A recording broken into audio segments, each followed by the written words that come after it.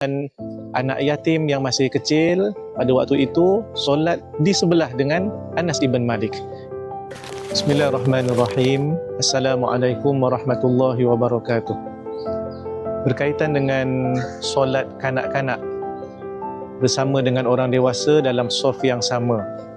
Berkaitan dengan perkara ini, ada hadis Nabi SAW yang menyebut sebagaimana yang diriwayatkan daripada Anas ibn Malik. Satu hari neneknya telah jemput Nabi SAW. Selepas makan, Nabi kata, kita solat sama-sama. Kemudian Anas berkata, faqaman Nabi SAW wal yatimu ma'i. Maka Nabi pun berdiri solat menjadi imam dan anak yatim yang masih kecil pada waktu itu solat di sebelah dengan Anas ibn Malik.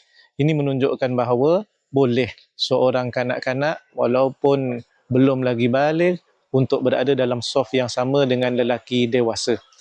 Adapun yang kedua, dalam keadaan sekiranya jemaah lelaki orang dewasa itu ramai, maka Nabi SAW telah memberikan satu pedoman kepada kita supaya diberikan keutamaan lelaki dewasa itu berada di saf yang lebih depan berbanding dengan kanak-kanak.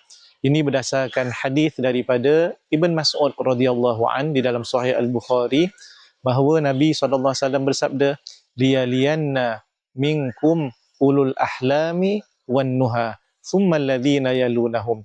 Maka hendaklah di belakangku selepas daripada Nabi SAW itu orang-orang yang sudah baligh dan juga orang yang sudah punya akal yang maknanya kuat dan dewasa. Kemudian selepas daripada itu, iaitulah kanak-kanak.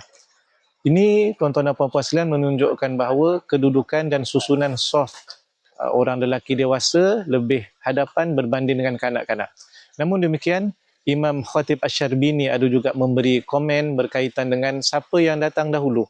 Katakanlah, kanak-kanak yang belum baligh datang dahulu dan duduk pada saf yang pertama bersama dengan lelaki dewasa yang lain, maka jemaah lelaki dewasa yang datang kemudian tidak boleh untuk tarik kanak-kanak ini duduk di belakang, kerana siapa yang datang dahulu dia lebih berhak untuk berada di saf itu. Kesimpulannya, kanak-kanak yang berada dalam saf yang bercampur dengan orang dewasa ini tidak memutuskan saf dan tidak menyebabkan fadilat berjemaah itu hilang bagi lelaki dewasa yang lain. Sekian, Assalamualaikum warahmatullahi wabarakatuh.